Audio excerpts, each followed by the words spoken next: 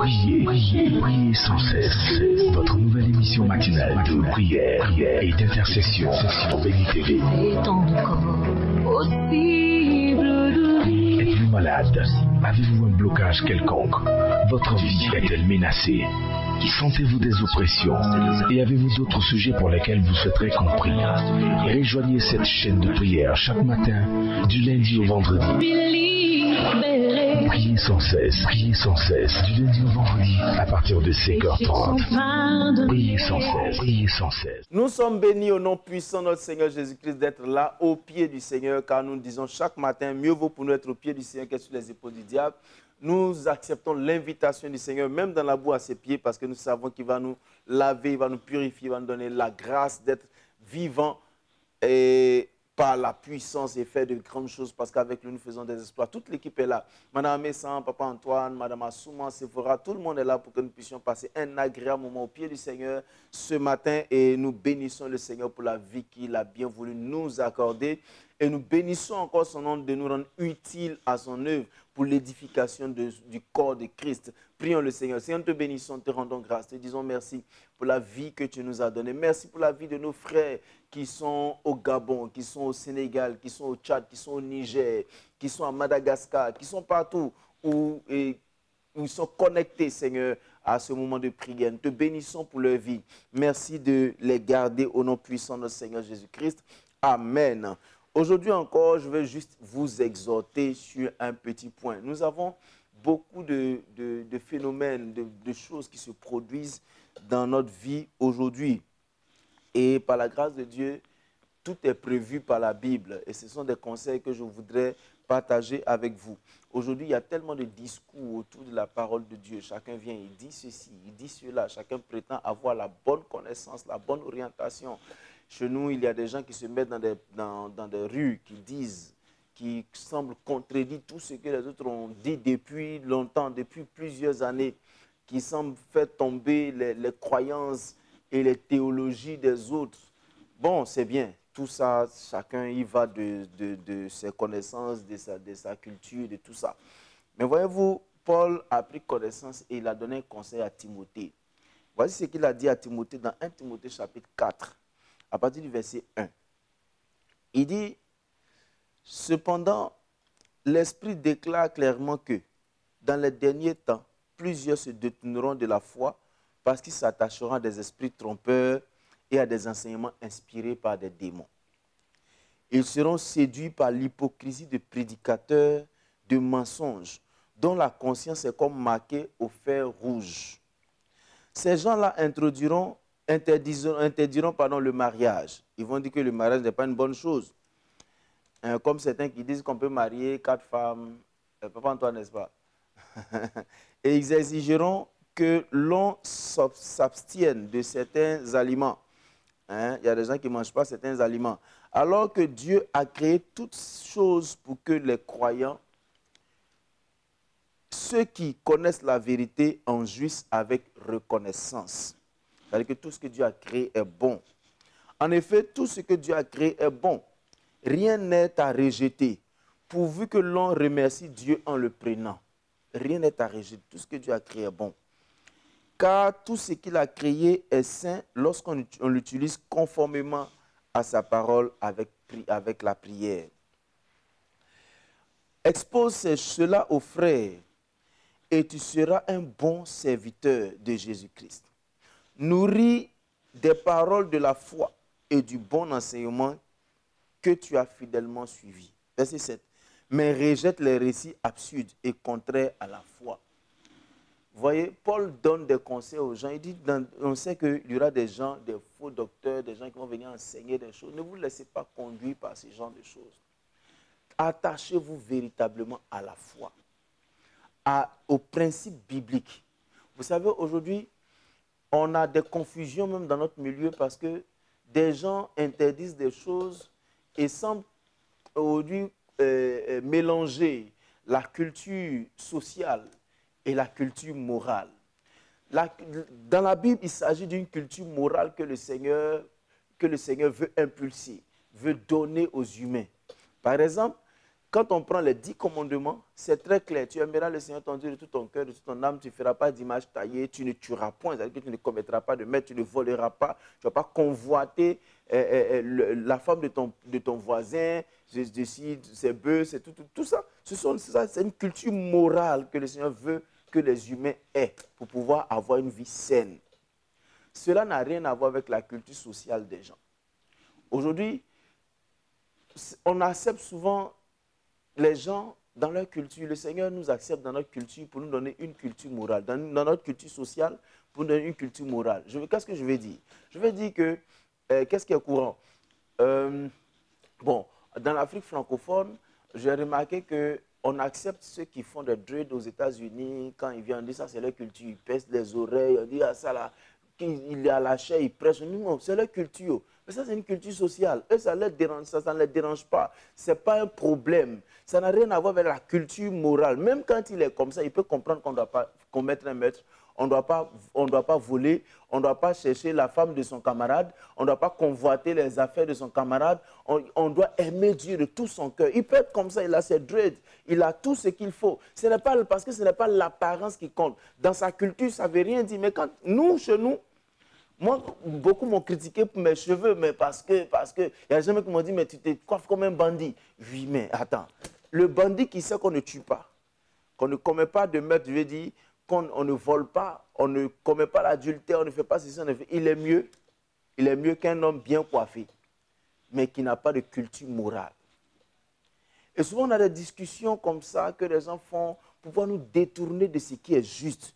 Lisons la parole de Dieu et la parole ne fait que nous parler de ce qui est culture morale. Pour que nous soyons transformés dans notre cœur, dans les profondes de notre vie. Ça n'a rien à voir avec notre apparence. Ça n'a rien à voir avec j'ai porté un costume, je suis bien taillé. On reconnaît le chrétien par son accoutrement. Bon, il y a des années en arrière, des gens nous ont fait croire que c'est quand on attache continuellement notre tête, quand on ne se coiffe pas, quand on porte des pantalons à bas 24, balayant tout le sol. C'est là qu'on montre notre chrétienté. Mais quand même, quand tu as fini de faire ça, ton apparence a été dégradée et que ton intérieur n'a pas été construit, ça ne sert à rien. Ça ne sert strictement à rien. Alors, chers frères, nous sommes encore dans un temps où il y a tellement de débats. Des gens qui prêchent, des gens qui viennent dire des choses. Et la Bible ici dit que c'est des discours trompeurs qu'ils annoncent, des enseignements inspirés des démons, pour juste nous détourner de ce qui est de Dieu. Ce qui est de Dieu est inscrit dans la nature de chaque personne. Qu'on soit chrétien ou pas, des gens savent qu'il y a des choses qu'on ne doit pas faire. La seule différence, c'est qu'ils n'ont pas la force de faire ce qui est bien parce qu'ils sont conduits par le mal. Ils sont conduits par le mal. Le mal est dans la nature de l'homme. Ils sont conduits par le mal. Et malheureusement, aujourd'hui, les chrétiens, au lieu de nous attacher à ce qui est culture morale, que la Bible nous enseigne, on s'attache à des discours inutiles. Les gens viennent, ils prêchent des choses qu'on ne comprend même pas. Bon, on est dedans. Mais la Bible est claire. La Bible dit que dans les derniers temps, les gens se cherchaient une foule de docteurs pour leur donner des paroles selon leur convenance. Moi, je veux vivre comme ça. Donc, mon cher, moi, je veux continuer vraiment, je veux une parole, je veux vivre de façon immorale. Je veux une parole qui va m'aider à vivre de façon immorale. Comme aujourd'hui, je le dis peut-être à notre honte, le monsieur, il fait de très grandes malversations. Mais il est diacre à l'église, il est bien coiffé, bien habillé chaque jour, son costume est bien repassé, mais sa culture morale n'a pas encore été transformée. C'est un voleur. Un voleur, là, on ne doit pas le mettre comme diacre à l'église. Mais on va le mettre diacre parce qu'il donne beaucoup d'argent. Il est dans l'église du pasteur Antoine. Il donne beaucoup d'argent. Donc, le pasteur Antoine dit non, il faut le laisser. C'est un frère qui sera gagné. Un frère, on croit qu'il sera gagné. On ne chasse personne de la maison de Dieu. Mais un voleur, là, on ne le met pas dans le clergé. Vous voyez? Donc, il y a des choses comme ça, mais il y a tellement de choses autour. Je veux juste attirer votre attention sur le fait que notre vie sera hypocrite. On vit aujourd'hui une vie chrétienne hypocrite parce qu'on préfère plus s'attarder sur les choses culturelles, sociales. C'est-à-dire, mon cher, dans mon église, on dit on ne met pas mèche, on dit on ne fait pas ceci, on ne fait pas comme ça, on ne fait pas comme ça, on ne fait pas. On préfère plus faire ça que de s'attacher à la parole de Dieu qui dit tu ne vas pas porter de faux témoignages contre ton prochain. Regarde dans nos églises comme les menteurs sont nombreux, comme les calomniateurs sont nombreux. Ils passent tout leur temps a fait les Congos ça. Il parle des autres, il parle des autres, il parle des autres. Pourtant, dans les 10 commandements, on dit tu ne vas pas porter le faux témoignage contre ton frère, contre ton prochain. Vous comprenez? Voyez-vous, quelle est la vie chrétienne que nous menons aujourd'hui? Quelle est la sincérité de cette vie chrétienne qu'on mène aujourd'hui? Chers frères, je veux juste qu'on attire notre attention sur les règles du royaume de Dieu. Chacun aujourd'hui a créé son royaume. Dieu a permis que chacun établisse un temple. C'est de la grâce du Seigneur. Mais avec des principes culturels, sociaux qui n'ont rien à voir avec la parole de Dieu. Et quelquefois, même, on insiste plus sur nos règles que sur les règles de la parole de Dieu. Et voyez-vous, on se laisse emporter, on se laisse emporter, on se laisse emporter. Et il y a tellement de choses à dire là-dessus que je voulais juste vous dire. Hein? La Bible dit dans le verset 2 de 1 Timothée qu'a dit, ils seront séduits par l'hypocrisie de prédicateurs de mensonges. L'hypocrisie, c'est-à-dire ils font semblant comme si eux-mêmes ils sont dedans dans ce qu'ils sont en train de dire. Pourtant, ils ne sont même pas dedans. Ils ne sont pas dedans. Et j'ai un peu mal au cœur de savoir que on ne vit pas une vie chrétienne vraie. J'ai l'habitude de dire à certains frères que Dieu ne veut pas qu'on soit parfait, il veut qu'on soit vrai. C'est quand tu es vrai qu'on arrive à t'aider à aller vers la perfection. C'est-à-dire, un pasteur disait, un jour il partait quelque part et puis il a rencontré certaines filles de son église. Ces filles-là ne l'ayant pas vues, n'étaient pas gênées. Elles étaient maquillées, elles étaient bien habillées en pantalon, c'est leur tenue de travail. Et quand elles ont aperçu le pasteur, chaque fille a commencé à chercher, à avaler les rouges à lèvres, en tout cas à nettoyer le maquillage parce que le pasteur est là. Mais attends, c'est devant Dieu qu'on devait chercher à avoir une bonne culture morale ou bien, bon, la culture sociale qu'on nous a donnée pour qu'on fasse bonne mine, bonne impression. Aujourd'hui, dans nos églises, on fait plus bonne impression qu'on adore Dieu, qu'on ne cherche Dieu. Je nous encourage à nous attacher véritablement à la parole de Dieu et à vivre la parole de Dieu comme il le faut. Je ne suis pas contre les règles qu'on établit dans nos églises. C'est pas ce que je suis en train de dire. Je suis juste en train de mettre en valeur le fait que nous devons plus nous attacher à la culture morale que le Seigneur veut nous enseigner qu'aux cultures sociales que les gens nous imposent juste pour la société, juste pour faire bonne impression, juste pour avoir une bonne réputation. Mais après, il y a ce que les gens vivent devant toi, il y a ce qu'ils vivent après toi. La plupart des pasteurs savent que leurs chrétiens ne sont pas à 100% vrais quand ils sont devant eux. Pourtant, quand quelqu'un est vrai, tu peux facilement traiter son problème et l'aider comme il faut. Alors, chers frères, choisissons aujourd'hui. Qu'est-ce qu'on veut vivre véritablement? La transformation de notre cœur, de notre vie spirituelle, de notre vie morale, qui nous conduit dans la justice de Dieu. Ou bien, on préfère suivre les choses. Mon cher, on nous a dit de ne pas faire. Chez nous, là, on ne fait pas ça. Chez nous, on ne fait pas ça. Chez nous, on ne fait pas ça. Mais on ne dit jamais, la Bible dit, ou bien la parole de Dieu nous dit de ne pas faire ça, de ne pas faire. Et puis, c'est ce qu'on préfère suivre. Et vous voyez, on a tellement détourné le visage de la parole de Dieu qu'on tombe dans beaucoup de polémiques. Et c'est ce qui nous fait tomber sur le verset 7 qui dit « Mais rejette les récits absurdes et contraires à la foi. » Les choses absurdes, les choses bêtes là, pardon, il ne faut pas te mettre dedans. Bon, la Bible dit insensé. Moi, je préfère dire bête. Insensé, c'est la même chose. Cherchez, vous allez comprendre. Et évitez les discours. Regardez la parole de Dieu et attachez-vous à ce qui est écrit. C'est comme ça que vous allez avoir du succès. C'est comme ça que vous allez réussir dans toutes vos entreprises. Cela ne dépend ni d'un pasteur, ni d'un frère en Christ. Cela dépend de votre engagement personnel à chercher Dieu et à vivre selon les principes divins. Tout ce qui a été programmé comme culture sociale pour pouvoir redresser certaines personnes, pour pouvoir encadrer des gens, a toujours trouvé une faille. Il y a toujours eu des failles dedans. Les gens étaient obligés de venir changer. Mais la parole de Dieu, la culture morale que Dieu veut nous donner ne change jamais. Tu ne voleras pas, c'est partout sur la terre. Quand tu vas en Chine, tu ne voleras pas. Tu vas aux États-Unis, tu ne voleras pas. Tu vas dans le dernier village de la Côte d'Ivoire, tu ne voleras pas, tu ne tueras pas, tu ne chercheras pas la femme de ton prochain, tu ne convoiteras pas ses affaires, tu ne porteras pas de faux jugements contre ça. Ça, c'est immuable. Et c'est ce qui doit nous conduire, c'est ce qui doit nous diriger, c'est ce qui doit faire la force de notre relation avec le Seigneur. C'est ce qui doit faire la force de notre relation. Je prie que le Seigneur nous conduise vers lui. C'est pourquoi la Bible dit chercher premièrement le royaume et la justice de Dieu. C'est ensuite que les autres choses nous seront données. Mais nous, on cherche les choses d'abord avant de venir chercher le royaume. Et c'est un peu compliqué d'avoir les choses que Dieu veut nous donner parce que le sens a été changé. Le sens a été changé. Alors, prions, disons au Seigneur, remplis-nous. Remplis-nous, ouvre notre esprit pour que nous puissions suivre, nous puissions nous laisser conduire par toi, par cette culture morale que tu veux nous donner. Tu as déjà tout écrit. Il nous suffit seulement d'ouvrir les yeux et de marcher selon ces choses. Seigneur, nous voulons que tu nous conduises.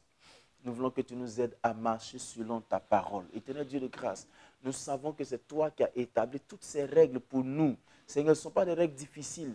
Ce sont des règles que tu as établies pour nous conduire, pour nous aider à mieux vivre sur la terre. Nous voulons, Seigneur, nous plier à ces principes. Nous avons trop vécu dans l'hypocrisie, Seigneur, voulant faire plaisir à nos pasteurs, à nos frères, à nos sœurs, et derrière avoir d'autres pratiques qui ne te glorifient pas, qui ne vont pas, qui ne sont pas en conformité avec ta parole. Nous voulons, Seigneur, que tu nous aides. Nous voulons, Père, que tu nous aides. Viens à notre secours et permets-nous d'être vrais avec toi, pour que tu puisses nous aider à sortir de ces choses qui nous emprisonnent. Nous voulons être vrais, Seigneur. Nous voulons être nous-mêmes, Père, parce que notre péché ne t'étonne pas, vu que notre nature est pécheresse. Mais tu veux qu'on reconnaisse que nous avons des problèmes. Et que, Seigneur, nous nous soumettons à ta main puissante pour que toi seul puisses nous aider, éternel Dieu. Nous voulons ce matin nous soumettre à toi. Aide-nous, Père. Aide-nous, Seigneur. Au nom de Jésus. Amen. Quelqu'un m'a rendu ce témoignage d'un frère qui était dans un transport en commun et qui entendait quelqu'un prêcher. Et il disait tout sur Jésus, sur la parole de Dieu et tout, et tout, et tout. Le frère était assis. Il ne disait rien. Et le monsieur qui parlait a fini par citer le nom de son église. Et là, il dit, hey, tu as tout dit, hein. Mais mon église, il faut laisser, hein. Faut laisser. Comme si la dénomination était plus importante que la parole de Dieu qui était en train d'être dénigrée. Je ne dis pas d'aller défendre. Dieu sait se défendre lui-même. Mais je veux dire, cette attitude nous montre que souvent, nos congrégations, nos dénominations sont beaucoup plus importantes pour nous que la parole de Dieu. Hein? Choisissons la parole de Dieu et vous allez voir qu'on n'aura plus de problèmes. Certains disent, tel est perdu, ceux-là ne sont pas dans la voie de Dieu parce que. Mais si nous utilisons tous la même parole de Dieu, surtout si nous utilisons la Bible, pourquoi des gens seraient perdus et d'autres retrouvés? C'est la question qu'on devrait se poser et réfléchir à appliquer la parole de Dieu. Prions pour les malades. Seigneur, je prie que tu étendes ta main dans la vie de nos frères qui sont malades. Nous voulons prier pour ces femmes qui ont des menstrues bloquées. Nous déclarons que tu les guéris ce matin au nom de Jésus. Nous déclarons que la guérison divine est leur partage dans le nom puissant de Jésus. Que tout ce qui a fait blocage, toute forme de maladie ou de souffrance qui a bloqué ces menstrues, Seigneur, s'arrache de leur vie dans le nom puissant de Jésus. Je prie, Père, que tu guérisses tes enfants, Seigneur. Libère-les. Il y a des gens qui ont des problèmes gynécologiques. Je prie que tu les guérisses au nom puissant de Jésus. Je prie que ta grâce visite leur vie. Seigneur, tu es celui qui guérit, Seigneur. Tu es le Dieu de la guérison, Seigneur. Tu es la guérison. Tu envoies ta parole vers ces personnes pour les libérer de toute forme de maladie. Dans le nom de Jésus. Regarde, Père, cet enfant qui souffre d'hydrocéphalie. Je prie que, Seigneur, pendant que cette maladie n'a pas encore fait grossir sa tête, je prie que tu guérisses cet enfant au nom de Jésus. Que tu le libères, Seigneur, dans le nom puissant de Jésus-Christ de Nazareth. Regarde, Seigneur, cette personne qui souffre d'épilepsie, je prie que ce mal quitte sa vie dans le nom puissant de Jésus. Étends ta main, Seigneur. Libère ces personnes de ces maladies qui les tourmentent, Père. Étends ta main. Ouvre le ciel, que ta main de guérison les touche. Les touche dans le nom de Jésus-Christ. Que ta main de guérison les touche, Seigneur, dans le nom puissant de Jésus-Christ. Étends ta main, notre Père, et bénis tes enfants ce matin, dans le nom de Jésus. Merci Seigneur de guérir tes enfants au nom de Jésus. Amen. Prions pour ceux qui font des affaires. Seigneur, je prie que tu étendes ta main. Tu veux bénir l'œuvre de nos mains, éternel Dieu. Et le principe de la transpiration et de la main travailleuse, Seigneur, le principe par lequel tu bénis tes enfants. Parce que l'homme mangera la sueur de son visage en faisant travailler ses mains que tu as décidé de bénir. Seigneur, je prie que tu étendes ta main. Que tu bénisses nos frères qui entreprennent. Seigneur, je prie que tu fasses grandir leurs activités au nom de Jésus. Que tu leur accordes ta faveur, Seigneur. Et que tout obstacle, toute difficulté dans cette activité soit surmontée par tes enfants. Parce que tu as dit que nous allons faire des exploits, Père éternel. Que tes enfants fassent des exploits dans le nom puissant de Jésus. Je déclare que ta grâce est dans leur vie, Seigneur. Tes enfants arrivent à faire de grands exploits dans le nom puissant de Jésus. Ils arrivent à faire de grands exploits dans le nom puissant de Jésus. Père, je prie que ta faveur se manifeste dans leur vie. Je prie que ta grâce se manifeste pleinement. Seigneur, que tout ce qui avait été blocage dans leurs affaires soit brisé maintenant au nom puissant de Jésus. Étends ta main dans leur vie et bénis-les, Seigneur, au nom de Jésus. Amen. Prions pour ces jeunes qui sont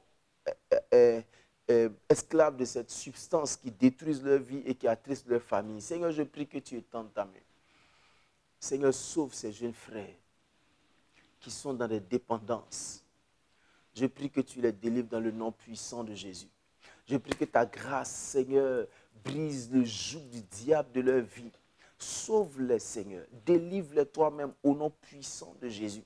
Je prie que ta faveur, Seigneur, illumine les yeux de leur cœur et qu'ils puissent comprendre. Saisis ta parole, Seigneur, et marcher, Seigneur, derrière toi pour être lucide, pour être saint, Seigneur. Je prie que tu étendes ta main au nom puissant de Jésus. Libère ces jeunes frères, libère ces jeunes sœurs, libère ces personnes, Seigneur, le Seigneur, qui sont dépendants d'une substance ou d'une pratique, Seigneur. Étends ta main, libère-les dans le nom puissant de Jésus. Merci de le faire au nom de Jésus. Amen. Prions pour que l'évangile s'étende. Seigneur, nous prions que tu étendes ta main. Manifeste-toi, Seigneur. Il y a peu d'ouvriers, pourtant le champ est grand et vaste. Seigneur, tu nous as demandé de t'implorer pour qu'il y ait de nouveaux ouvriers qui s'engagent. Étends ta main, notre Dieu. Et Seigneur, envoie des ouvriers. Envoie des ouvriers à toutes les dimensions. Des ouvriers qui pourvoient aux besoins, Seigneur. Des ouvriers qui s'engagent à travailler sur le terrain. Seigneur, étends ta main. Pourvoir aux besoins. Pourvoir aux besoins. Suscite des ouvriers, Seigneur, qui vont donner leurs moyens financiers, matériels, Seigneur, pour que ceux qui sont engagés, Seigneur, à partir sur les champs, puissent avoir la tâche facile. Je prie que tu étendes ta main. Merci parce que je sais que tu le fais au nom de Jésus. Amen. Prions pour la journée. Seigneur, merci pour cette journée que tu bénis. Tes enfants sont bénis. La grâce vient dans leur vie au nom puissant de Jésus. Pendant qu'ils sont en train de sortir, Seigneur, bénis-les. Garde tes enfants de tout accident de circulation, de toute intoxication alimentaire, tout accident de travail. Je prie que ta faveur leur soit communiquée, qu'ils soient excellents, qu'ils fassent mieux qu'hier. Et que, Seigneur, qu'ils fassent des exploits avec toi parce que tu l'as dit qu'avec toi, nous ferons des exploits. Merci de bénir leur journée et de les ramener sains et saufs à leur famille pour se réjouir. Seigneur, merci de le faire au nom de Jésus. Amen. Nous sommes bénis au nom puissant de notre Seigneur Jésus-Christ. Nous avons passé un excellent moment avec vous. Nous essayons de vous dire de vous concentrer sur les principes divins et d'éviter de tomber dans des débats inutiles, des débats insensés qui vont vous détourner de la foi chrétienne, de la vraie foi. Il y a beaucoup de choses à dire là-dessus. On a essayé juste de jeter des idées pour qu'on puisse juste attirer votre attention sur le fait que se jeter dans des débats inutiles ne fera pas grandir votre foi, mais plutôt va vous conduire loin des vrais principes divins. Et considérer plus des lois, des principes sociaux que des principes bibliques et moraux vous détournera aussi de la parole du Seigneur et de ce qui est juste. Vous voulez rester en contact avec nous, vous voulez poser des questions, oui, vous voulez aussi poser des questions. Nos adresses et numéros s'affichent sur votre écran. Plus 225 07 78 37 52 78 ou victianakwasi@yahoo.fr. Nous serons là pour vous répondre à vos préoccupations. Vous pouvez nous retrouver aussi sur notre plateforme Prier sans cesse de YouTube. Vous pouvez suivre encore davantage toutes les émissions ou tous les programmes que vous n'avez pas pu suivre. Nous les déposons sur YouTube. Vous pouvez les suivre. Et nous vous disons à bientôt. N'oubliez pas de jeter les regards dans la parole de Dieu toute cette journée et vous laisser conduire. Gardez le sourire et la foi parce que le Seigneur vous aime beaucoup plus que vous l'imaginez. À bientôt. Priez, priez, priez sans cesse. Votre nouvelle émission matinale de prière et d'intercession sur Béni TV. Êtes-vous malade? Avez-vous un blocage quelconque? Votre vie est-elle menacée? Sentez-vous des oppressions? Et avez-vous d'autres sujets pour lesquels vous souhaiterez compris? Rejoignez cette chaîne de prière chaque matin, du lundi au vendredi. Priez sans cesse, du lundi au vendredi, à partir de 5h30. Priez sans cesse, priez sans cesse.